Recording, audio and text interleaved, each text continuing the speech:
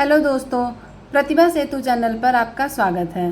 दोस्तों, आज के वीडियो में हम पिछले वर्ष में आए हुए जो क्वेश्चन है हमारे उनको हम डिस्कस करेंगे सीटेट के लिए हिंदी की श्रृंखला को बढ़ाते हुए। तो चलिए हम देखते हैं अपना पहला क्वेश्चन। पहला क्वेश्चन है हमारा, आपको पालन पोषण एक ऐसे गांव में हुआ है, यहाँ आपका होगा। आपका पालन पोषण एक ऐसे गांव में हुआ है जहां सभी लोग हिंदी बोलते हैं और आपने यह भाषा बिना विद्यालय गए ही सीख ली। बाद में जब आप विद्यालय गए तो आपने अंग्रेजी, संस्कृत, हिंदी और उर्दू सीखी। अब आप अंग्रेजी भाषा प्रवाह के साथ बोलते हैं। अब आपकी प्रथम भाषा कौन सी है? तो यहाँ प्रथम भाषा के लिए पूछ रहा है, तो ऑप्शन देखें हम, संस्कृत, हिंदी, अंग्रेजी, उर्दू। तो इसमें से चारों भाषाएं हमारे ऑप्शन में हैं जो इसमें दिया गया है। तो इसमें हमारा सबसे सटीक उत्तर हो जाएगा option number C, Hindi. Hindi आपकी प्रथम भाषा है क्योंकि वह भाषा होती है जिसे बालक अपने घर, परिवार, समाज से प्राकृतिक रूप से बिना किसी औपचारिक शिक्षण के अपने आप में अर्जित कर लेता है। क्योंकि उसने पालन पोषण के दौरान ही सभी लोग वहाँ हिंदी बोलते थे, इसलिए वह बिना विद्यालय गए ही हिंदी सीख लिया था। तो उसकी पहले भी भाषा प्रथम हिंदी थी और अब की भी प्रथम भाषा उसकी हिंदी ही रहेगी। अंग्रेजी भले ही वह प्रवाह के साथ बोल रहा है, लेकिन वो उसकी द्वितीयक भाषा होगी क्योंकि वो विद्यालय जाने के बाद उसको सीखा था। ठीक है, आगे चलते हैं हम। नेक्स्ट क्वेश्चन देखते हैं।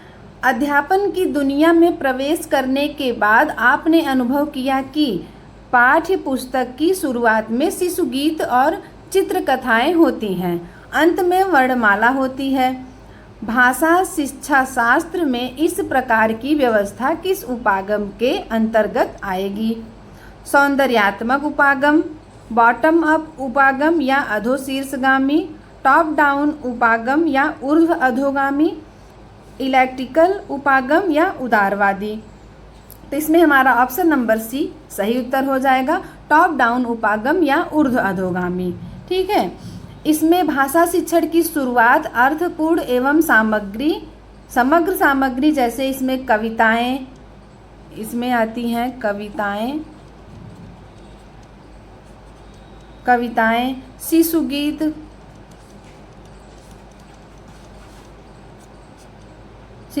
एवं चित्रकथाएं, जैसा कि इसमें दिया हुआ है कि शुरुआत में शिशु गीत और चित्रकथाएं होती हैं। ठीक है, और धीरे धीरे छोटे छोटे घटकों जैसे वाक्य, शब्द और अंत में वर्णमाला, यहाँ अंत में वर्णमाला होती है, उसे हम टॉप डाउन उपागम या ऊर्ध्वगामी उपागम कहते हैं। चलिए आगे चलते हैं, नेक्स्ट क्वेश्चन को देखते हैं। अध्यापकों, शिक्षार्थियों और सामग्री पर टेस्ट एवं आकलन का प्रभाव क्या कहलाता है? कक्षाई प्रभाव, पुनर्बलन, विधि प्रभाव या भाषा परीक्षण का प्रभाव? तो इसमें हमारा ऑप्शन नंबर डी सही उत्तर हो जाएगा, भाषा परीक्षण का प्रभाव या वाशबैक इफेक्ट। अध्यापकों, शिक्षार्थियों और सामग्री पर टेस्ट एवं आकलन का प्रभाव भाषा परीक्षण का प्रभाव कहलाता है।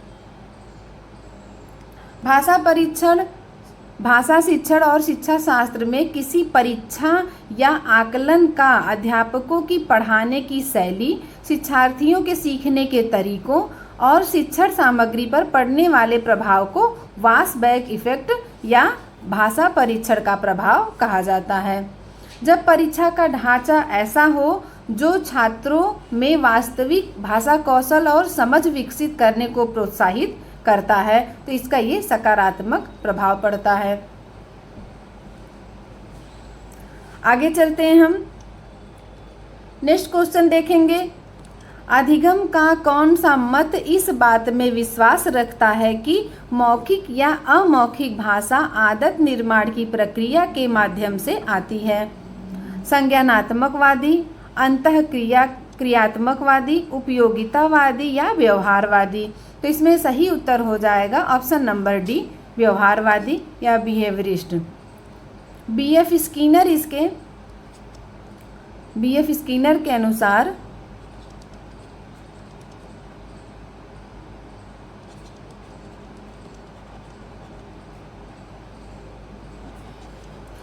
B.F. स्किनर का मानना था कि भाषा का विकास आदत निर्माण या अनुकरण और पुनर्बलन की प्रक्रिया से होता है। संज्ञानात्मकवादी में इसमें हम देखें, यह भाषा को मानसिक प्रक्रियाओं और आंतरिक क्षमता से जोड़ता है। संज्ञानात्मक में इसमें कौन से वैज्ञानिक आ जाएंगे? चॉम्स्की आते हैं।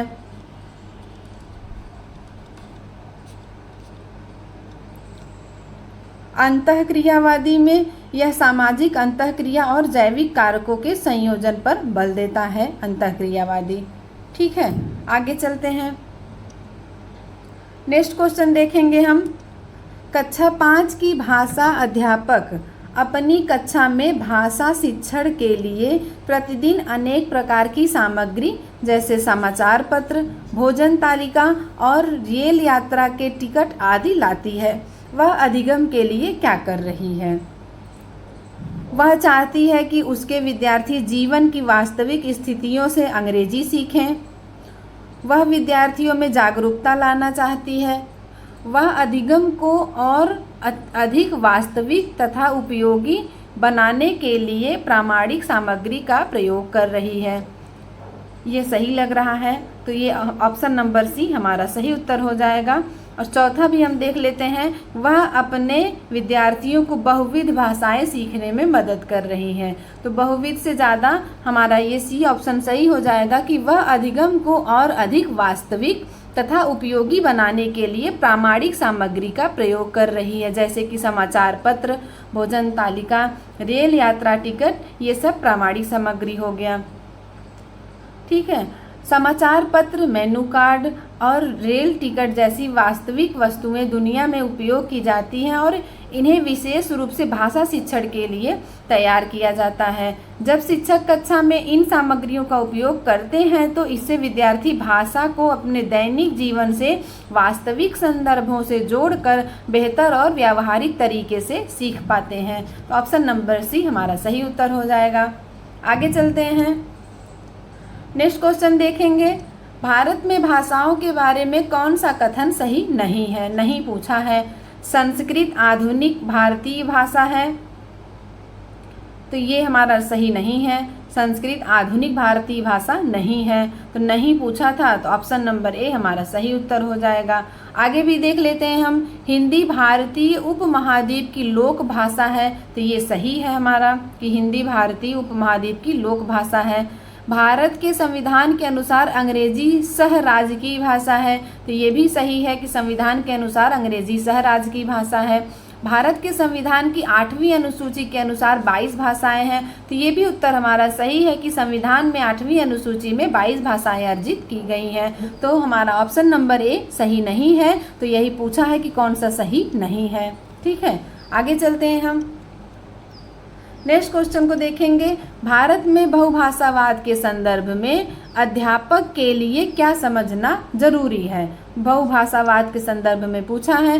विविधता भरे समाज में एक भाषा नीति बनानी चाहिए। अगला देखेंगे, भाषा, अस्मिता और संस्कृति ये भिन्न भिन्न अस्तित्व रखते हैं, तो ये भी बहुभाषावाद से संबंधित नहीं। संप्रेषण से सामाजिक संबद्धता स्थापित होती है, तो ये हमारा सही उत्तर दिख रहा है कि ऑप्शन नंबर सी, संप्रेषण से सामाजिक संबद्धता स्थापित होती है। और चौथा भी देख लें, अल्पसंख्यक भाषाओं को प्रभुत्वशाली भाषाओं में मिला देना चाहिए, और कोई उत्तर सही नहीं, हमारा ऑप्शन नंबर सी सही हो जाएगा कि संप्रेषण से सामाजिक संबद्धता स्थापित होती है। बहुभाषी परिवेश में बातचीत और संवाद यानी संप्रेषण को संवाद भी कहते हैं के माध्यम से विभिन्न भाषा बोलने वाले लोगों के बीच आपसी समझ, मेल जोल और सामाजिक जुड़ाव बढ़ता है। तो ये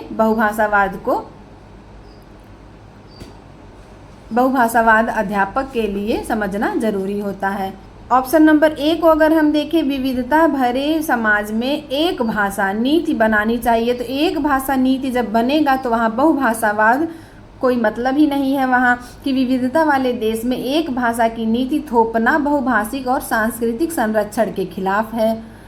इसमें दिया है भाषा, अस्मिता और संस्कृति ये भिन्न भिन्न अस्तित्व रखते हैं, तो इसमें वे अलग अलग नहीं है। भाषा, अस्मिता और संस्कृति आपस में गहरे रूप से जुड़ी होती है, वे अलग अलग नहीं है। ठीक है, ये भिन्न भिन्न नहीं है, ये एक आपस में एक गहरे रूप से जुड़े होते हैं।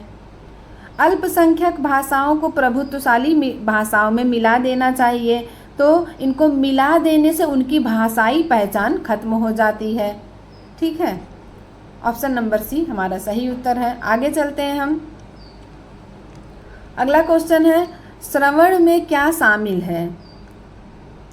विषय के पूर्व ज्ञान का इस्तेमाल करना, तो ये श्रवण में नहीं शामिल है। ध्वनियों की पहचान करना और उनसे अर्थ निकालना, तो ये बी ऑप्शन मेरा सही हो जाएगा कि ध्वनियों की पहचान करना और उनसे अर्थ निकालना। श्रवण एक सक्रिय प्रक्रिया है कि यह केवल सुनना नहीं, सुनना ही श्रवण नहीं कहलाता है। सुनने के साथ साथ ध्वनियों को पहचानना और उनका सही अर्थ ग्रहण करना ही श्रवण का मुख्य उद्देश्य होता है। ठीक है, ध्वनियों की पहचान करना और उनसे अर्थ निकालना ये श्रवण में शामिल है। ऑप्शन नंबर बी हमारा सही उत्तर हो जाएगा। आगे चलते हैं। नेक्स्ट क्वेश्चन है, किसी श्रवण की जुड़ी गतिविधि की योजना बनाते समय कौन सा कारक महत्वपूर्ण नहीं है? वक्ताओं का जेंडर, या बोलने वाले महिला है या पुरुष, वक्ताओं की संख्या। तो श्रवण से जुड़ी गतिविधि की योजना बनाते समय कौन सा कारक महत्वपूर्ण नहीं है? तो ये कारक महत्वपूर्ण नहीं है वक्ताओं का जेंडर, कि बोलने वाला महिला है या पुरुष, इससे कोई फर्क नहीं पड़ता है श्रवण से। ठीक है, तो हमारा सही उत्तर ऑप्शन नंबर ए हो जाएगा। ठीक है, वक्ताओं की संख्या से फ़र्क पड़ता है, रिकॉर्डिंग को थोड़ा सा रोकना या पॉज देना ये भी फ़र्क पड़ेगा, और बोलने की गति या प्रवाह से भी फ़र्क पड़ेगा, लेकिन वक्ताओं के जेंडर से फ़र्क नहीं पड़ेगा कि कौन बोल रहा है। किसी भी श्रवण गति में का उद्देश्य शिक्षार्थियों को सुनने और समझने के कौशल का विकास करना होता है। ठीक है, इससे इसके जेंडर की सीखने की प्रक्रिया या भाषा को प्रभावित नहीं करता है। ठीक है, तो ये हमारा सही उत्तर हो जाएगा। आगे चलते हैं हम। नेक्स्ट क्वेश्चन देखेंगे, भाषा के कौन से कौशल ग्राह्य कौशल है? ग्राह्य कौशल के बारे में पूछ रहा है। पठन और लेखन, श्रवण और पठन, श्रवण और बोलना, बोलना और लेखन। तो ग्राह्य कौशल हमारे कौन से हैं? श्रवण और पठन। तो ऑप्शन नंबर बी हमारा सही उत्तर हो जाएगा कि भाषा शिक्षण में चारों बुनियादी कौशलों को दो प्रमुख भागों में बांटा गया है। एक होता है ग्राह्य कौशल और दूसरा होता है उत्पादक कौशल। ये हो गया हमारा ग्राह्य कौशल। ठीक है, और दो और आते हैं उत्पादक कौशल में, जिसमें वाचन और लेखन होता है, कि बोलना और लिखना। ये हमारा हो जाएगा उत्पादन कौशल में, उत्पादक कौशल। ठीक है, उत्पादक कौशल किसे कहेंगे? जिनके माध्यम से हम अपने विचारों को दूसरों के सामने प्रकट करते हैं, बोलकर या लिखकर, तो वो उत्पादक कौशल हो गया। और ग्राह्य कौशल क्या होता है? जिनके माध्यम से हम विचारों या सूचनाओं को ग्रहण करते हैं, कि सुन के ग्रहण करते हैं और पढ़ के ग्रहण करते हैं, तो ये ग्राह्य कौशल हो गया। ठीक है, आगे चलते हैं। अगला क्वेश्चन देखेंगे, एक अध्यापक ने बच्चों को रेस्टोरेंट से जुड़ी शब्द संपदा से परिचित कराने वाला काम दिया। इस पाठ का क्या उद्देश्य होना चाहिए? अवकाश के दौरान कही जाने वाली संबंधित पाठ्य पुस्तक से परिचित करवाना, समालोचनात्मक चिंतन विकसित करना, शिक्षार्थियों को कोश विषयक सामग्री से परिचित करवाना। तो ऑप्शन नंबर सी हमारा सही उत्तर हो जाएगा कि शिक्षार्थियों को कोश विषयक सामग्री से परिचित करवाना ही हमारा उद्देश्य है। ठीक है, जब बच्चों को किसी विशेष संदर्भ जैसे रेस्टोरेंट, अस्पताल, रेलवे स्टेशन आदि से जुड़े शब्द सिखाए जाते हैं, तो इसे विषय आधारित या संदर्भ आधारित शब्द संपदा कहा जाता है। यहाँ उद्देश्य छात्रों को एक विशिष्ट स्थिति में उपयोग होने वाली शब्दावली, जैसे अगर यहाँ रेस्टोरेंट का है तो इसमें हो जाएगा मेन्यू हो जाएगा, मेन्यू हो जाएगा, सेफ हो जाएगा, ऑर्डर हो जाएगा, ये शब्द संपदा है, बिल हो जाएगा। ठीक है, तो ये उसे शब्द संपदा जो उसे परिचित कराना है ताकि ये व्यावहारिक भाषा का ज्ञान अर्जित कर सके। ठीक, चलिए आगे चलते हैं। नेक्स्ट क्वेश्चन देखेंगे। भाषा की कक्षा में विद्यार्थी अध्यापक के निर्देशन में समूह बनाकर दिए गए टॉपिक पर एक विज्ञापन प्रस्तुत करते हैं। इस तरीके से भाषा सीखना क्या कहलाता है? भाषाई खेल, निर्देशन और परामर्श, सहयोगात्मक अधिगम या प्रतियोगिता और प्रतिद्वंदिता। ठीक है, तो इसमें समूह बनाकर दिए गए टॉपिक पर विज्ञापन प्रस्तुत करते हैं तो ये सहयोगात्मक अधिगम हो जाएगा। एक दूसरे का सहयोग करके वो अध्यापन विज्ञापन प्रस्तुत कर रहे हैं। ठीक है, जब छात्र समूहों में बांटकर किसी निश्चित विषय पर कार्य पर एक दूसरे के साथ मिलकर कार्य करते हैं तो शिक्षक के मार्गदर्शन में सीखते हैं, तो इसे सहयोगात्मक सहयोगी अधिगम कहा जाता है। ठीक है, कि यहाँ कक्षा में विद्यार्थी अध्यापक के निर्देशन में समूह बनाकर दिए गए टॉपिक पर विज्ञापन प्रस्तुत कर रहा है, तो ये सहयोगात्मक अधिगम हो जाएगा। भाषाई खेल किसको कहते हैं? इसमें भाषा संबंधी खेल या गतिविधियां शामिल होती हैं, इसमें विज्ञापन की प्रस्तुति नहीं होती है। निर्देशन और परामर्श में यह व्यक्तिगत मार्गदर्शन काउंसलिंग से संबंधित होता है। प्रतियोगिता और प्रतिद्वंदिता, इसमें एक दूसरे से आगे निकलने की भावना होती है, जबकि यहाँ समूह में मिलकर कार्य करने पर बल दिया जा रहा है, तो ऑप्शन नंबर सी हमारा सही उत्तर हो जाएगा। आगे चलते हैं, नेक्स्ट क्वेश्चन को देखते हैं हम। भाषागत कार्य जैसे स्वर शैली, तान, बलाघात और लय को क्या कहा जाएगा?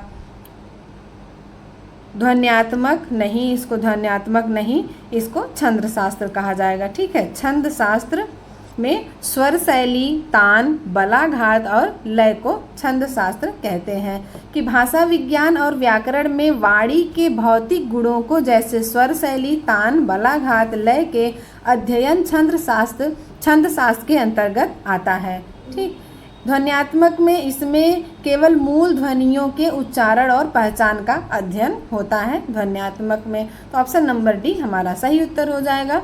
आगे बढ़ते हैं हम, अगला क्वेश्चन देखते हैं कि भाषा की कक्षा में एक अध्यापक ने विद्यार्थियों के एक समूह को ग्राहक, प्रॉपर्टी डीलर, मकान मालिक और किराएदार का अभिनय करने के लिए कहा और शेष विद्यार्थियों से कहा कि इस अभिनय को देखें और वार्तालाप का आनंद लें, तो इस गतिविधि को क्या कहा जाएगा? इसमें हम देखेंगे कि ये बच्चे किसी न किसी का रोल कर रहे हैं, तो ये हमारा option number C role play हो जाएगा कि इस गतिविधि को रोल प्ले कहेंगे। कि जब कक्षा में विद्यार्थियों को वास्तविक जीवन की विभिन्न भूमिकाएं जैसे ग्राहक, प्रॉपर्टी डीलर, मकान मालिक और किराएदार का अभिनय करने के लिए कहा जाता है, तो यह गतिविधि विद्यार्थियों में व्यवहारिक भाषा कौशल और अभिव्यक्ति की क्षमता विकसित करने के लिए उपयोग की जाती है और इसे रोल प्ले कहते हैं। ठीक है, आगे बढ़ते हैं हम, नेक्स्ट क्वेश्चन को देखते हैं कि विद्यालयों को योगात्मक द्विभाषिक का अनुसरण करना चाहिए, क्योंकि इसमें ब्लैंक दिया है, इसमें भरना है। क्योंकि किस लिए कहना चाहिए? बच्चे की भाषा को तो समुन्नत करता है परंतु उनकी संस्कृति को नहीं, ये गलत उत्तर है हमारा। प्रथम भाषा के विकास में अवरोध पैदा करता है, नहीं। द्वितीयक भाषा जो होती है वो प्रथम भाषा के विकास में अवरोध पैदा नहीं करता है, बच्चे की संस्कृति और भाषा को महत्व देता है, तो ऑप्शन नंबर सी हमारा सही उत्तर हो जाएगा कि विद्यालयों को योगात्मक द्विभाषिक का अनुसरण करना चाहिए क्योंकि बच्चे की संस्कृति और भाषा को महत्व देता है। ऐसी प्रक्रिया जहां एक नई भाषा यानी द्वितीयक भाषा सीखते समय बच्चे की पहली भाषा या मातृभाषा और उसकी सांस्कृतिक पृष्ठभूमि का सम्मान किया जाता है तथा उसे बनाए रखा जाता है, तो यह बच्चे की प्राथमिक भाषा और संस्कृति को नुकसान पहुंचाए बिना दूसरी भाषा को जोड़ने में मदद करता है। ठीक है, तो हमारा सही उत्तर ऑप्शन नंबर सी हो जाएगा। आगे बढ़ते हैं हम। अगला क्वेश्चन है सर्वोच्च का संधि विच्छेद है। तो हम देखेंगे सीटेट के पेपर में हमारे गद्यांश दिए जाते हैं जिनमें से कभी कभी शब्द उठा के उनका संधि विच्छेद पूछ लेता है गद्यांश से क्वेश्चन पूछते समय। तो हम उसमें संधि विच्छेद में आज ये सर्वोच्च का संधि विच्छेद पूछा है। तो सर्वोच्च का संधि विच्छेद हो जाएगा सर्व धन उच्च। ठीक है, तो ये हमारा गुण संधि का उदाहरण है। ये गुण संधि का उदाहरण है। यहाँ सर्व से अ और यहाँ से उ मिलकर अ और उ मिलकर ओ हो जाता है। ठीक है, ओ हो जाता है, तो यहाँ गुण संधि का उदाहरण है। तो ये ऑप्शन हमारा कहाँ है? सर्वधन उच्च। ऑप्शन नंबर सी हमारा सही उत्तर है। आगे बढ़ते हैं हम। नेक्स्ट क्वेश्चन है भारत की शिक्षा नीति में भाषा यानी त्रिभाषा सूत्र किसे समुन्नत करने के लिए कहती है? हिंदी पर मुख्य बल देते हुए द्विभाषिक शिक्षा को? नहीं, ये हमारा सही नहीं है। मातृभाषा आधारित बहुभाषावाद को? तो ये हमारा उत्तर सही हो जाएगा ऑप्शन नंबर बी कि भारत की शिक्षा नीति में भाषा यानी जो त्रिभाषा का सूत्र दिया गया है वो मातृभाषा आधारित बहुभाषावाद को है। ठीक है, राष्ट्रीय शिक्षा नीति के अनुसार भारत में भाषा शिक्षण को इस प्रकार डिजाइन किया गया है कि बच्चे की प्रारंभिक शिक्षा उसकी मातृभाषा यानी घर की भाषा में हो।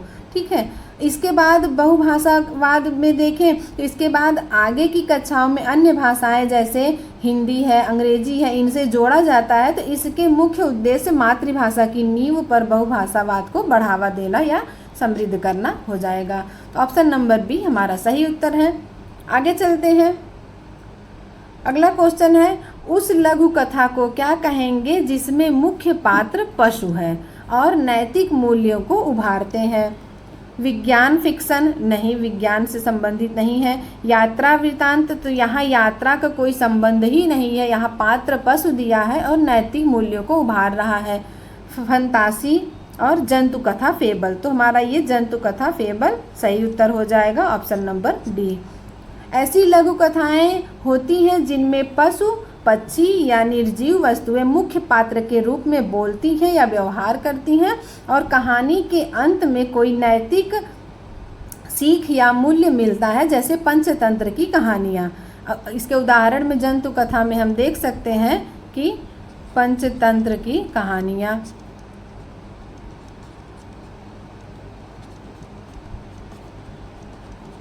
पंचतंत्र की कहानी किसने लिखा है? तो विष्णु शर्मा ने लिखा है। ये क्वेश्चन कई बार पूछा गया है। ठीक है, तो हमारा ऑप्शन नंबर डी सही उत्तर हो जाएगा। विज्ञान फिक्शन को देखते हैं। ऐसी कहानियाँ जो काल्पनिक वैज्ञानिक प्रगति या भविष्य की तकनीक पर आधारित होती हैं वे विज्ञान फिक्शन कहानियाँ होती हैं। यात्रा वृत्तांत किसी यात्रा का विवरण उसके अनुभवों पर आधारित रचना होती है, यात्रा वृत्तांत। फंतासी किसे कहते हैं? पूरी तरह से काल्पनिक या जादुई दुनिया पर आधारित रचनाओं को फंतासी कहा जाता है। आगे बढ़ते हैं हम।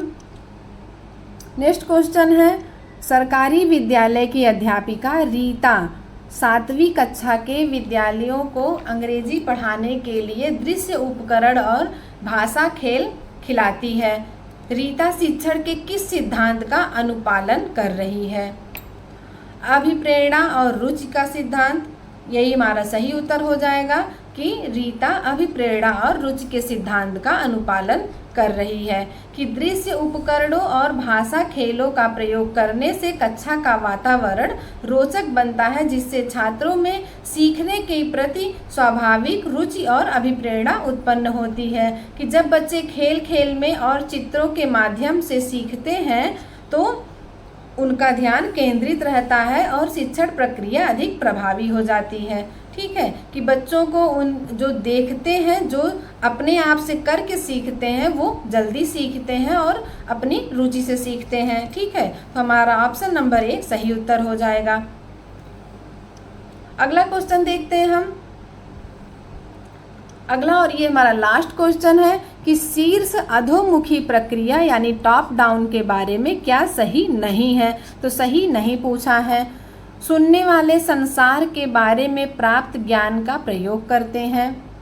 सुनने वाले प्रत्येक शब्द का अर्थ सुनने की आवश्यकता है, तो यही हमारा सही उत्तर हो जाएगा ऑप्शन नंबर बी कि सुनने वाले को प्रत्येक शब्द का अर्थ सुनने की आवश्यकता है शीर्ष अधोमुखी प्रक्रिया में। ठीक है, ये हमारा सही नहीं है। बाकी सुनने वाले संसार के बारे में प्राप्त ज्ञान का प्रयोग करते हैं, ये टॉप डाउन के बारे में सही है। सुनने वाले अपने पूर्व ज्ञान पर निर्भर होते हैं, ये भी सही है। और सुनने वाले जो सुनना चाहते हैं उसके बारे में अनुमान लगाते हैं, तो ये भी उत्तर हमारा सही है। तो कौन सा सही नहीं है कि सुनने वाले को प्रत्येक शब्द का अर्थ सुनने की आवश्यकता है। टॉप डाउन प्रक्रिया में श्रोता अपने पूर्व ज्ञान, इसमें देखो पूर्व ज्ञान पे दिया है, और संदर्भ का अनुभव उपयोग करके, संदर्भ का अनुभव उपयोग और अनुमान लगाने का प्रयास करता है। प्रत्येक शब्द का व्यक्तिगत रूप से अर्थ निकालना और ध्वनि शब्दों को जोड़कर अर्थ बनाना ही बॉटम प्रक्रिया या टॉप डाउन कहा जाता है। ठीक है, हमारा पहला क्वेश्चन है, एक अध्यापक होने के नाते आप एक बच्चे की उसके कुल भाषा प्रयोग के लिए प्रशंसा करते हैं। यद्यपि उसने कुछ शब्दों की वर्तनी गलत लिखी है, आप कक्षा में किस उपागम की प्रयोग कर रहे हैं? ऑप्शंस देखें हम, संरचनात्मक, समग्र भाषा, संप्रेषणात्मक या रचनावादी। ठीक है, तो इसमें हमारा सही उत्तर हो जाएगा समग्र भाषा। ठीक है, यह दृष्टिकोण भाषा को टुकड़ों में जैसे केवल वर्तनी या व्याकरण देखने के बजाय अर्थ और संपूर्ण भाषा यानी कुल भाषा, इसके अर्थ और संपूर्ण भाषा को पर जोर देता है। इसमें बच्चों के अर्थपूर्ण प्रयास की सराहना की जाती है, भले ही शुरुआती चरण में वर्तनी की कुछ त्रुटियां रही हों। ठीक है, बच्चों को सीखते हुए जब हम कुल भाषा का प्रयोग करते हैं, जैसे केवल वर्तनी या व्याकरण को छोड़कर सारे भाषाओं का प्रयोग करते हैं और इसमें बच्चों को अर्थपूर्ण प्रयास करने की सराहना की जाती है, भले ही बच्चे उसमें कुछ त्रुटियां कर रहे हैं तो उसे समग्र भाषा उपागम कहते हैं। ठीक है, ऑप्शंस को हम दूसरे को देखें तो संरचनात्मक क्या है, इसमें भाषा के ढांचे, व्याकरण और सही वाक्यों वर्तनी के सटीक प्रयोग पर ध्यान दिया जाता है। इसमें वर्तनी के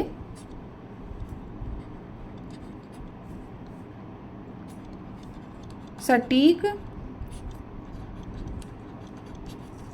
प्रयोग पर ध्यान दिया जाता है। ठीक है, संप्रेषणात्मक को हम अगर जानेंगे तो इसमें वास्तविक जीवन में बातचीत और विचारों के आदान प्रदान पर बल दिया जाता है, तो इसमें वास्तविक जीवन से रिलेटेड चीज़ें हैं। ठीक है, वास्तविक जीवन।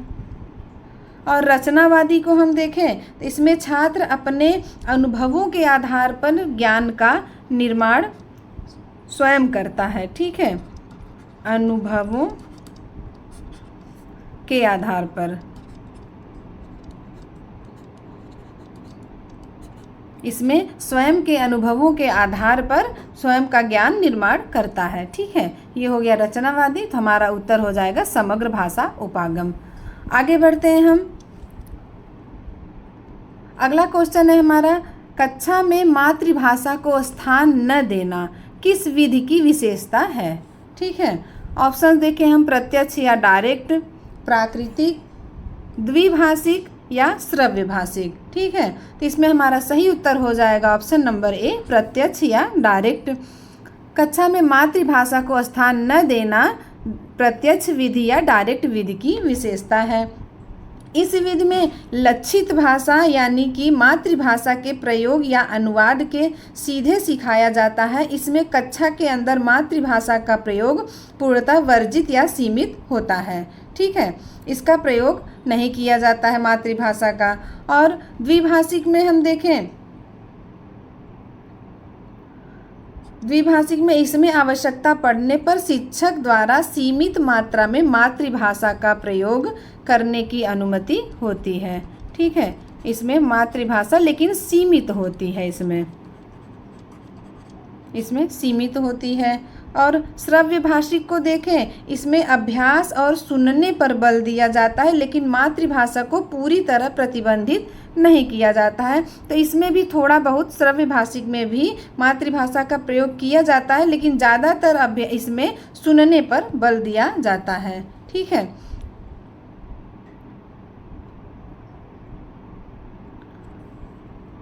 और प्राकृतिक ऐसा कुछ होता नहीं है, तो प्रत्यक्ष या डायरेक्ट विधि यही हो गया कि इस विधि में बिना लक्षित भाषा को बिना मातृभाषा के प्रयोग या अनुवाद के सीधे सिखाया जाता है। जो उनके लक्ष्य की भाषा होती है, उनको जो सिखाना होता है, जिस भाषा में शिक्षण को करवाना होता है, तो वो अपने लक्ष्य भाषा को डायरेक्ट करते हैं बिना मातृभाषा को स्थान दिए हुए। ठीक है, आगे बढ़ते हैं हम।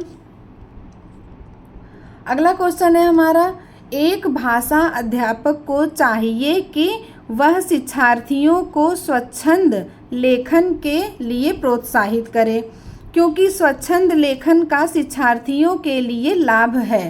तो देखिए स्वच्छंद लेखन का क्या लाभ है। शिक्षार्थी अपनी प्रथम भाषा के लिखित स्वरूप के गुणधर्म समावेशित कर सकते हैं। ठीक, ऑप्शन बी है, यह शिक्षार्थियों को प्रवाह के साथ और रचनात्मक तरीके से लिखने के लिए प्रोत्साहित करता है। ये सही लग रहा है। शिक्षार्थी लिखने या न लिखने के लिए स्वतंत्र है, तो ऐसी कोई कुछ नहीं है कि शिक्षार्थी लिखने या न लिखने के लिए स्वतंत्र है। अगर उन्हीं के मन का होगा क्लास में, तो फिर आगे बच्चे सीखेंगे कैसे। ठीक है, ऑप्शन नंबर 4 है, शिक्षार्थी ये महसूस करते हैं कि उन्हें कुछ अधिक या एकदम सटीक लिखना है। तो एकदम सटीक या जन्मजात ऐसे बच्चे सीखते नहीं, करते करते ही, अभ्यास करते करते ही बच्चे लिखना या पढ़ना सीखते हैं। तो ये भी उत्तर गलत लग रहा है, ये भी गलत है। शिक्षार्थी अपनी प्रथम भाषा के लिखित स्वरूप के गुणधर्म समावेशित कर सकते हैं, ये भी गलत है। तो हमारा ऑप्शन नंबर बी सही उत्तर हो जाएगा कि शिक्षार्थी को प्रवाह के साथ और रचनात्मक तरीके से लिखने के लिए प्रोत्साहित करता है। ठीक है,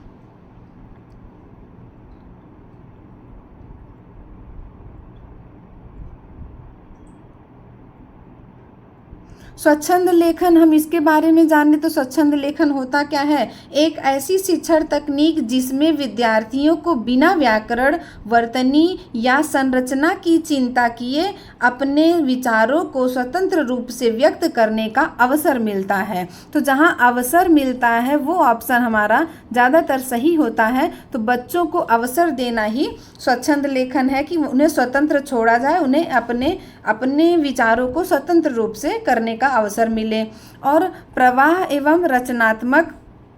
प्रवाह या रचनात्मक इस प्रक्रिया का मुख्य उद्देश्य विद्यार्थियों के मन में आने वाले विचारों को बिना किसी झिझक के कागज पर उतारना, जिससे उनकी अभिव्यक्ति का प्रवाह और रचनात्मक सोच बढ़ता है।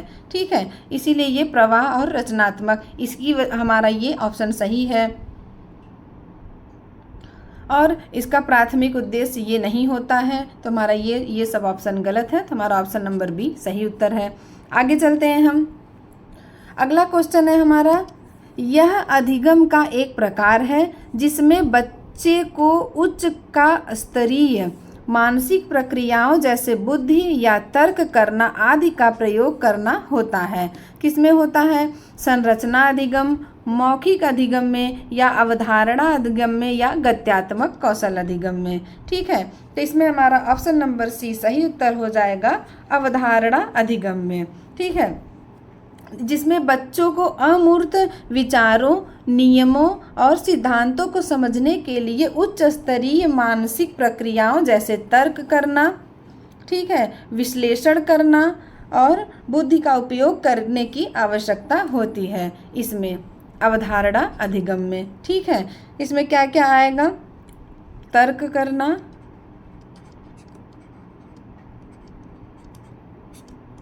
करना, विश्लेषण करना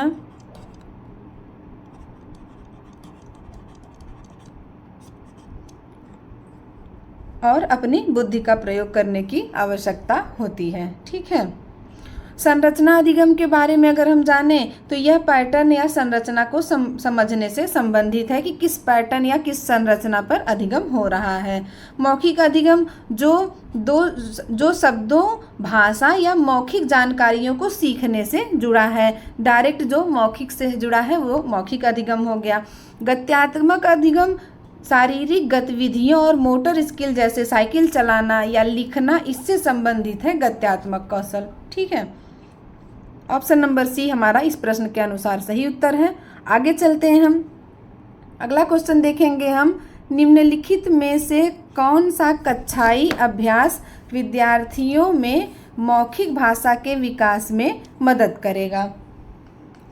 ऑप्शन देखें हम। नए या अपरिचित शब्दों के सही उच्चारण का अभ्यास करना, अध्यापक के साथ पाठ्य सामग्री का समवेत पठन, कविता को कंठस्थ कर लेने के बाद कविता का समवेत गायन या रोल प्ले में भाग लेना। ठीक है, तो इसमें पूछा अभ्यास विद्यार्थियों में मौखिक भाषा के विकास में क्या मदद करेगा। ठीक है, तो रोल प्ले में भाग लेना, ये हमारा ऑप्शन नंबर डी ये सही उत्तर हो जाएगा कि मौखिक भाषा के विकास के लिए अभिव्यक्त की स्वतंत्रता और वास्तविक संदर्भों में बातचीत आवश्यक होती है। ठीक है, इसमें विद्यार्थी अपनी सोच, कल्पना और भाषा का स्वतंत्र रूप से प्रयोग करते हैं, जिससे उनके संवाद कौशल, शब्दावली और मौखिक अभिव्यक्ति का सबसे प्रभावी विकास होता है। ठीक है, तो ये इसके अनुसार हमारा रोल प्ले में भाग लेना उत्तर सही हो जाएगा। ठीक है,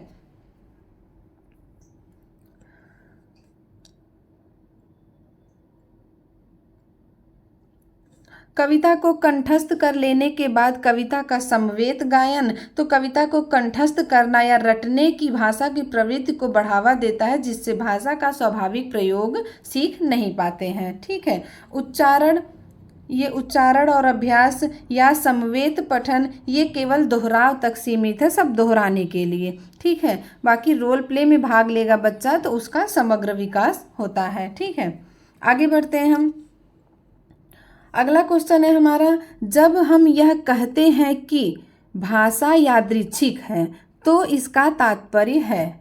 इसका तात्पर्य हम देखें तो भाषा पहले से निर्धारित सिद्धांतों का पालन करती है, तो भाषा यादृच्छिक का ये अर्थ नहीं है, ये गलत है हमारा।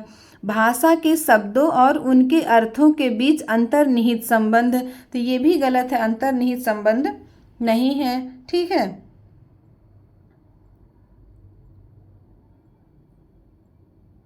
शब्दों और उनके अर्थों के बीच संबंध किसी ठोस कारण पर आधारित है, न कि बस यूं ही, तो ये भी हमारा ऑप्शन गलत दिख रहा है।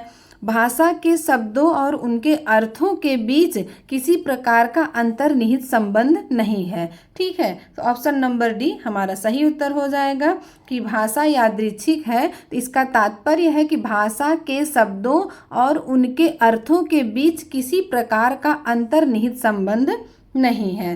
ठीक है, भाषा विज्ञान के अनुसार भाषा यादृच्छिक का अर्थ है कि किसी शब्द और उसके अर्थ या वस्तु के बीच कोई प्राकृतिक, तर्क संगत या आंतरिक संबंध नहीं होता है।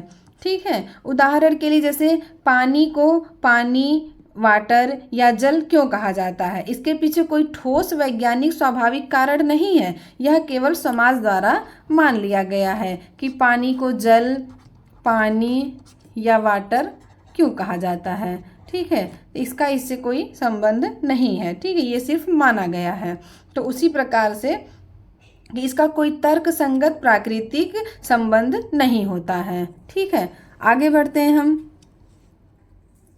अगला क्वेश्चन है हमारा, भाषा अधिगम में निदानात्मक परीक्षण का उद्देश्य क्या है? विद्यार्थियों के प्रगति रिपोर्ट कार्ड में प्राप्त फल लिखना। ठीक है,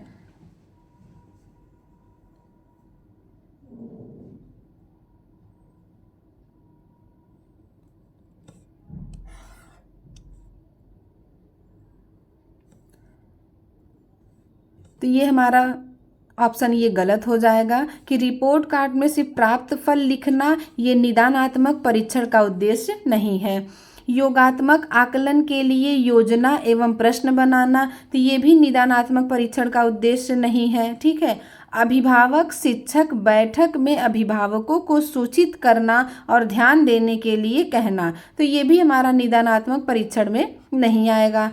बच्चों की समझ में रह गए अंतरों को जानना और उपचारात्मक कदम उठाना, तो हमारा ऑप्शन नंबर डी सही उत्तर हो जाएगा कि निदानात्मक परीक्षण का उद्देश्य बच्चों की समझ में रह गए अंतरों को जानना और उपचारात्मक कदम उठाना होता है। कि इसे हम कह सकते हैं कि इसमें शिक्षण अधिगम की प्रक्रिया के दौरान बच्चों को सीखने में कहाँ समस्या आती है या कहाँ कठिनाई आ रही है, उस कमियों को पहचानने के बाद शिक्षक उनमें सुधार के लिए उपचारात्मक शिक्षण प्रदान करता है। इसे ही निदानात्मक परीक्षण कहते हैं। ठीक है। रिपोर्ट कार्ड में अंक लाना, इसका कोई औपचारिक प्रक्रिया ये नहीं है। ठीक है। तो ये तीनों ऑप्शन हमारे गलत हो जाएंगे। ऑप्शन नंबर डी हमारा सही उत्तर है।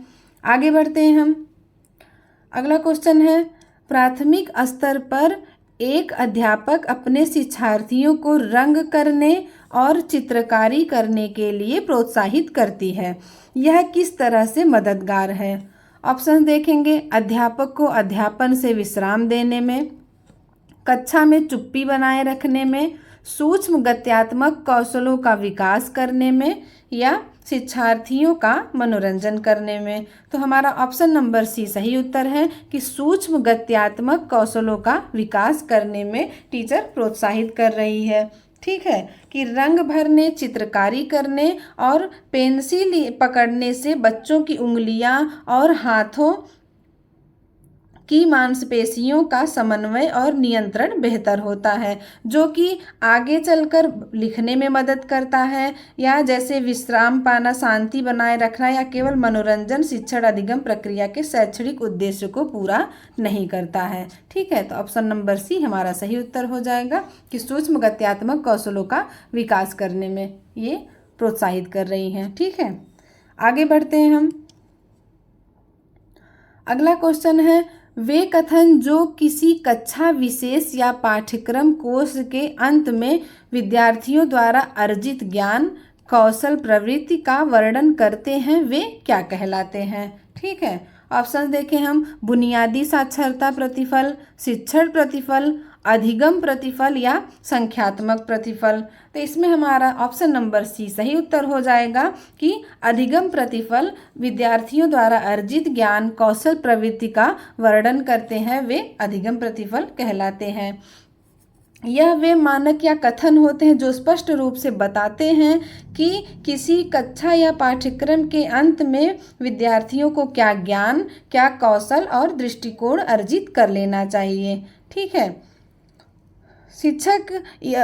अगर शिक्षण प्रतिफल को देखें तो यह शिक्षक के पढ़ाने की प्रक्रिया और उद्देश्यों से संबंधित होता है, न कि छात्रों द्वारा अर्जित परिणामों से। ठीक है। उसके लिए अधिगम प्रतिफल हमारा सही उत्तर हो जाएगा।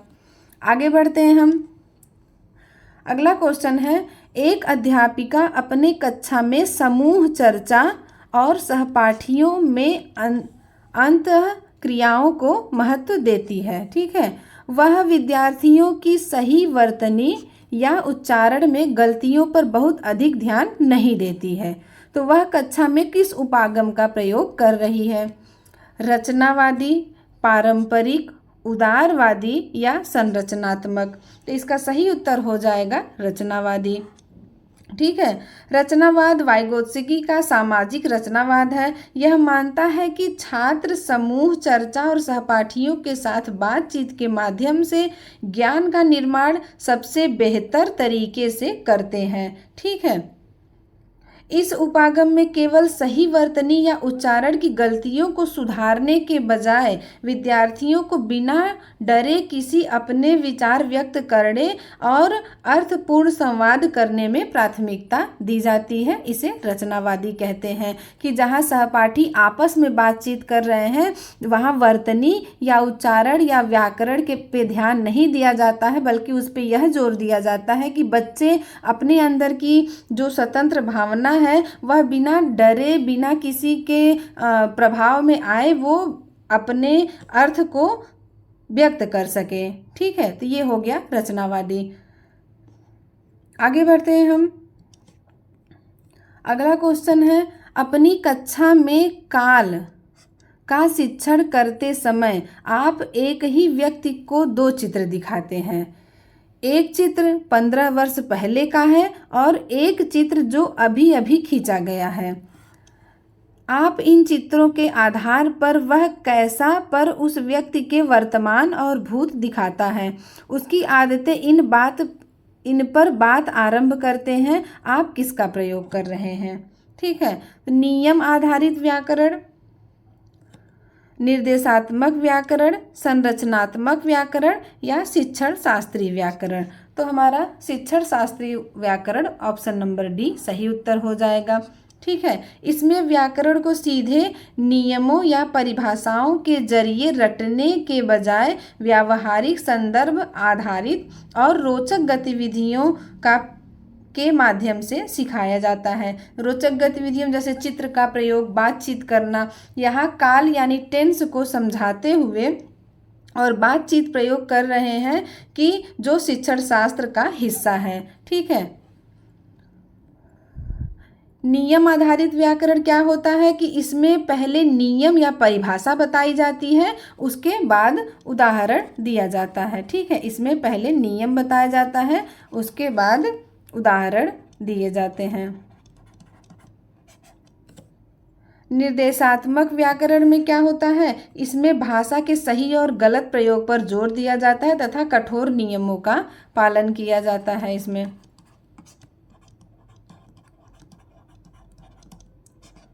ठीक है, और संरचनात्मक व्याकरण, यह वाक्य संरचना और शब्दों के क्रम या बनावट पर केंद्रित होता है। इसमें शब्दों के क्रम या बनावट पर केंद्रित होता है। ठीक है, तो इसका ऑप्शन नंबर डी सही उत्तर हो जाएगा, शिक्षण शास्त्रीय व्याकरण। ठीक है, आगे चले। प्रदूषण टॉपिक पर पाठ योजना तैयार करते समय आपका पहला चरण क्या होगा? ठीक, उद्देश्य बनाना। हाँ, तो यही सही है, हमारा ये सही उत्तर है कि पाठ योजना तैयार करते समय पहला हमारा उद्देश्य, पहला चरण उद्देश्य बनाना होता है। ठीक है, प्रस्तावना संबंधी प्रश्न तैयार करना, तो ये तो बाद में आता है। टॉपिक को बार बार पढ़ना, तो ये चरण का उदाहरण वो हिस्सा ही नहीं है। शिक्षण सामग्री का चयन करना, तो ये भी बाद में ही आता है। ठीक है, सबसे पहला क्या आता है? उद्देश्य बनाना। शिक्षक को सबसे पहले यह तय करना होता है कि किस पाठ को पढ़ाने का मुख्य उद्देश्य और छात्र इससे क्या सीखेंगे। पहले उसको लेसन बनाना होता है। फिर उसके बाद प्रस्तावना संबंधी प्रश्न तैयार करना, जैसे उद्देश्य निर्धारित होने के बाद ही पूर्व ज्ञान को जांचने के लिए प्रस्तावना प्रश्न तैयार किए जाते हैं। ठीक है, उसके बाद शिक्षण सामग्री चुनना, जैसे उद्देश्यों के अनुसार ही सहायक सामग्री जैसे TLM का चुनाव किया जाता है। ठीक है, तो ये हो गया हमारा सही उत्तर ऑप्शन नंबर ए। ठीक, आगे बढ़ते हैं हम। अगला क्वेश्चन है हमारा, जब भाषा स्वाभाविक रूप से सीखी जाती है बिना किसी व्यवस्थित अभ्यास के, तब इसे क्या कहा जाता है? ऑप्शन देखेंगे हम, अधिगम, विद्वता, अर्जन और स्वीकृति। ठीक है, तो इसमें हमारा ऑप्शन नंबर सी सही उत्तर हो जाएगा कि इसे अर्जन कहते हैं। कि जब भाषा स्वाभाविक रूप से यानी खुद से जो चीज़ें सीखी जाती है वो हम अर्जित कर रहे हैं, न कि वो अधिगम या स्वीकृति कर रहे हैं बिना किसी व्यवस्थित अभ्यास के। ठीक है, तो इसमें व्यक्ति बिना किसी औपचारिक शिक्षण, नियम और बिना याद किए, बिना व्यवस्थित अभ्यास के स्वाभाविक रूप से अपने पर्यावरण यानी जैसे परिवार में, समाज से, अगल बगल से भाषा सीखता है, तो यह मुख्य रूप से मातृभाषा के लिए होता है। ठीक है, अर्जन क्या होता है? भाषा अर्जन सबसे पहले मातृभाषा होता है कि जो हमारे आसपास या हमारे परिवार में, हमारे आस पड़ोस में बोली जाती है वो मातृभाषा कहलाती है। ठीक है, भाषा अधिगम क्या होता है? यह एक सचेत और प्रयासपूर्ण प्रक्रिया है जिसमें नियमों, व्याकरण और व्यवस्थित अभ्यास के माध्यम से भाषा सीखी जाती है, जो हम स्कूलों में सीखते हैं। तो वो हो गया हमारा भाषा अधिगम। ठीक है, आगे चलते हैं हम। अगला क्वेश्चन है हमारा, बच्चे भाषा प्रभावशाली तरीके से तब सीखते हैं जब उन्हें प्रोत्साहन मिले, उन्हें भाषा में निपुण अध्यापक मिले, उन्हें अच्छी पाठ्य पुस्तक मिले या उन्हें रोका जाए। तो उन्हें रोका जाए तो ये तो सीधे सीधे रॉन्ग हो गया। उन्हें अच्छी पाठ्य पुस्तक मिले, तो पाठ्य पुस्तक से बच्चे बहुत प्रभावित नहीं होते हैं जब तक उन्हें सही ढंग से सही प्रोत्साहन से नहीं मिलता है, तो वो पाठ्य पुस्तक से उनसे बहुत मतलब नहीं होता है।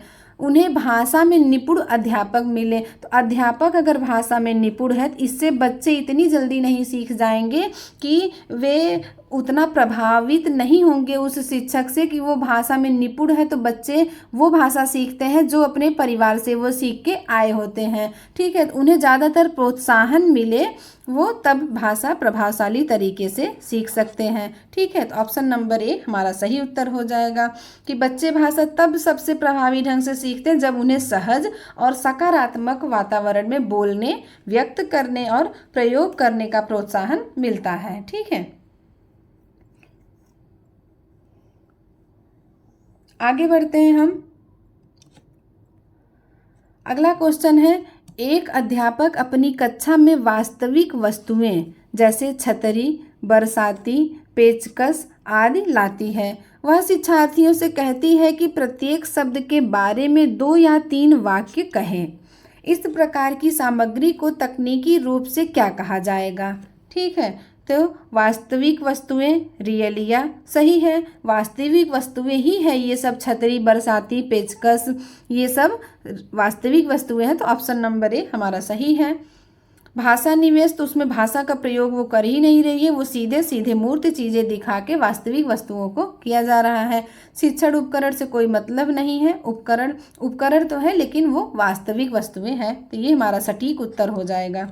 ठीक है, कि जब भाषा में शिक्षक कक्षा में वास्तविक चीज़ें का प्रयोग करते हैं सामग्री रूप से, उन्हें रियलिया या वास्तविक वस्तुएं कहा जाता है। ठीक है, वास्तविक वस्तुएं भाषा सीखने और नए शब्दावली समझने में मदद करते हैं कि उनके बारे में जो उनके मन में, उनके दिमाग में आएगा वही भाषा वो सीधे सीधे प्रयोग कर सकते हैं और वो बिना किसी रुकावट के या स्वतंत्र तरीके से अपने चीज़ों को रख सकते हैं उस चीज़ों के बारे में जो वो डेली घर पे देख रहे हैं। ठीक है, तो हमारा ऑप्शन नंबर ए सही उत्तर हो जाएगा। आगे चलते हैं हम। अगला क्वेश्चन है हमारा, भाषिक दक्षता विद्यार्थियों को किसके समर्थ बनाती है? अधिक से अधिक अंग्रेजी का प्रयोग करना, व्याकरणिक रूप से सही और गलत वाक्यों में अंतर करना, भले ही व्याकरणिक रूप से सही न हो पर प्रवाह के साथ बोलने में दक्षता, यह जानने की दक्षता कि कैसे और कहाँ भाषा का उचित रूप से प्रयोग करना है। ठीक है, तो भाषा की दक्षता हमें यही सिखाती है कि कब, कैसे और कहाँ किस भाषा का उचित प्रयोग कैसे करना है। तो ये हो गया भाषा में समर्थ बनाती है, तो ऑप्शन नंबर डी हमारा सबसे सटीक उत्तर है। ठीक है, इसमें व्याकरण के नियम रटना या प्रवाह में बोलना नहीं है, बल्कि संदर्भ के अनुसार भाषा का सही प्रयोग और प्रभावी प्रयोग करना ही सिखाता है। ठीक है, इसमें कह रहा है कि अधिक से अधिक अंग्रेजी का प्रयोग करना, तो ये सिर्फ अंग्रेजी भाषा तक ही सीमित दिखा रहा है कि हम अंग्रेजी भाषा तक ही सीमित रहें, तो ये भाषा का उद्देश्य नहीं है। ठीक है, ये हमें समर्थ नहीं बनाता है। यहाँ केवल व्याकरणिक ज्ञान का उदाहरण दर्शा रहा है, तो सिर्फ व्याकरण में ही अगर हम सही होंगे तो उसे अगर वही अंतर या करना गलत सही जानेंगे तो वो भाषिक दक्षता नहीं हो गई, वो सिर्फ व्याकरण की दृष्टि से सही हो जाएगा। ठीक है, और भले ही व्याकरणिक रूप से सही ना हो पर प्रवाह के साथ बोलने में दक्षता, तो ये सिर्फ बोलने के लिए हो गया, फिर व्याकरणिक के लिए नहीं हो गया, तो ये हमारा भाषा के रूप में दक्षता नहीं है। ठीक है, इसके अनुसार हमारा ऑप्शन नंबर डी सबसे सही उत्तर है। आगे चलते हैं हम।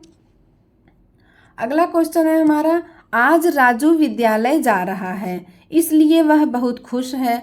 अपने परिवार का वह पहला व्यक्ति है जो विद्यालय जा रहा है।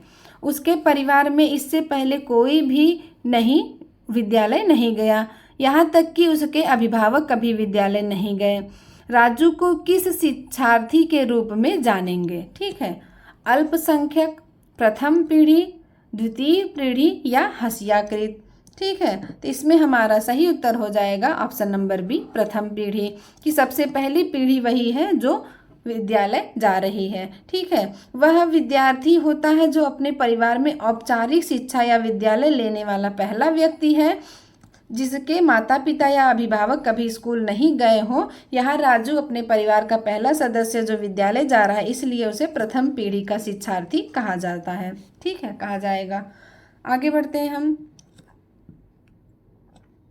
अगला क्वेश्चन है हमारा, निम्नलिखित में से किसका एक महत्वपूर्ण गुणधर्म है जिसमें शिक्षार्थी जोड़ों या समूह में एक साथ मिलकर समस्या समाधान पर कार्य करते हैं? ठीक है, संरचनात्मक उपागम, संप्रेषणात्मक भाषा शिक्षण, व्यवहारवादी उपागम या समग्र भाषा उपागम। ठीक है, तो इसमें हमारा ऑप्शन नंबर बी सही उत्तर हो जाएगा, संप्रेषणात्मक भाषा शिक्षण। ठीक है, कि सारे शिक्षार्थी समूह में मिलकर एक साथ समस्या का समाधान कार्य कर रहे हैं, तो ये हमारा संप्रेषणात्मक भाषा शिक्षण हो जाएगा। इस उपागम में भाषा को केवल नियमों के रूप में सीखने के बजाय वास्तविक जीवन में बातचीत और संप्रेषण के माध्यम से सीखा जाता है। इसमें शिक्षार्थी आपस में जोड़ियों या समूह में मिलकर गतिविधियों का समस्या समाधान पर कार्य करते हैं संप्रेषणात्मक भाषा शिक्षण में। ठीक है, संरचनात्मक उपागम क्या है? यह भाषा के वाक्यों और व्याकरण के संरचनाओं के अभ्यास पर जोर देता है। ठीक है, व्यवहारवादी उपागम है, यह अभ्यास, आदत, निर्माण और अनुकरण पर केंद्रित होता है। ठीक, न कि समूह वार्तालाप पर। और समग्र भाषा उपागम क्या होता है? यह भाषा को एक समग्र इकाई जैसे सुनना, बोलना, पढ़ना, लिखना के रूप में इंटीग्रेटेड तरीके से सीखने पर बल देता है। ठीक है, लेकिन समूह में रहकर एक साथ समस्या का समाधान करने पर कार्य करने को संप्रेषणात्मक भाषा शिक्षण कहते हैं। ठीक है, आगे चलिए। क्वेश्चन है अगला हमारा, यह एक अध्यापक ने अपने शिक्षार्थियों को जल पर एक अनुच्छेद लिखने के लिए कहा। शिक्षार्थियों ने विज्ञान और सामाजिक विज्ञान की कक्षाओं में जो पढ़ा था उसके आधार पर आपस में चर्चा आरंभ की और उसके बाद अनुच्छेद लिखना शुरू किया। ठीक है, यह किस तरह का उदाहरण है? संप्रेषणात्मक उपागम, प्रयोग में भाषा, विज्ञान की भाषा या भाषा समूचे पाठ्यक्रम में। ठीक है, तो इसमें हमारा सही उत्तर हो जाएगा कि भाषा समूचे पाठ्यक्रम में। इस उपागम का मानना यह है कि भाषा सीखने की प्रक्रिया केवल भाषा की कक्षा जैसे हिंदी या अंग्रेजी तक सीमित नहीं होती है, बल्कि विज्ञान, सामाजिक विज्ञान या गणित जैसे अन्य विषयों को पढ़ते और समझते समय भी भाषा का विकास होता है। यहाँ छात्र विज्ञान और सामाजिक विज्ञान की समझ का प्रयोग करके भाषा में अनुच्छेद लिख रहे हैं और चर्चा कर रहे हैं, जो विषयगत सामग्री और भाषा शिक्षण को एकीकरण को दर्शाता है। ठीक है, संप्रेषणात्मक उपागम अभी हमने पिछले क्वेश्चन में देखा कि यह मुख्य उद्देश्य इसका वास्तविक जीवन में स्थितियों की भाषा के माध्यम से संवाद करने की क्षमता विकसित करनी होती है। ठीक है, इसका भाषा के माध्यम से संवाद करने की क्षमता विकसित करनी होती है। ठीक है, प्रयोग में भाषा, यह व्यावहारिक भाषा प्रयोग पर जोर देता है, लेकिन अंतर विषय संबंध को स्पष्ट नहीं करता है। और विज्ञान की भाषा, ये तो सिर्फ वैज्ञानिक भाषा शैली है जिसमें सीमित शब्दावली होती है। ठीक है, तो ऑप्शन नंबर डी हमारा सही उत्तर हो जाएगा, भाषा समूचे पाठ्यक्रम में। आगे चलते हैं हम। अगला और लास्ट क्वेश्चन है हमारा, आपने महसूस किया कि पाठ में प्रयुक्त भाषा आपके शिक्षार्थियों के लिए बहुत ही कठिन है। आप भाषा को कुछ सरल करते हैं और अपने शिक्षार्थियों की आवश्यकता अनुसार विषय वस्तु में कुछ परिवर्तन करते हैं।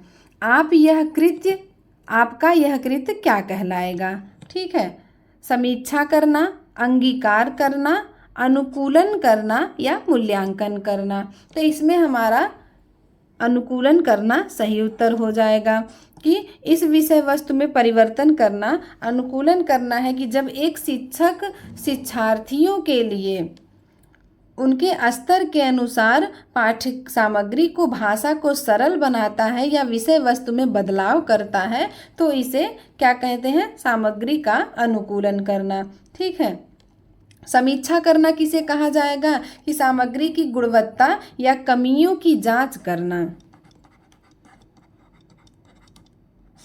कमियों की जांच करना, ये हो जाएगा समीक्षा करना। ठीक है। अंगीकार करना कि किसी सामग्री को बिना बदलाव के वैसा ही स्वीकार करना जैसा वो था। ठीक है। अनुकूलन करना, छात्रों के आवश्यकताओं और स्तर के अनुसार शिक्षण सामग्री में बदलाव करना, यानी यही विकल्प हमारा सही उत्तर है। और मूल्यांकन करना, छात्रों के सीखने के स्तर का परीक्षण करना, ये हो जाएगा मूल्यांकन करना।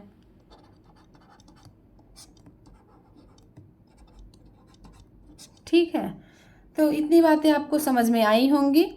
तो आज का वीडियो हमारा यहीं समाप्त होता है। उम्मीद है आपको चीज़ें पसंद आई होंगी, आपको समझ में आया होगा।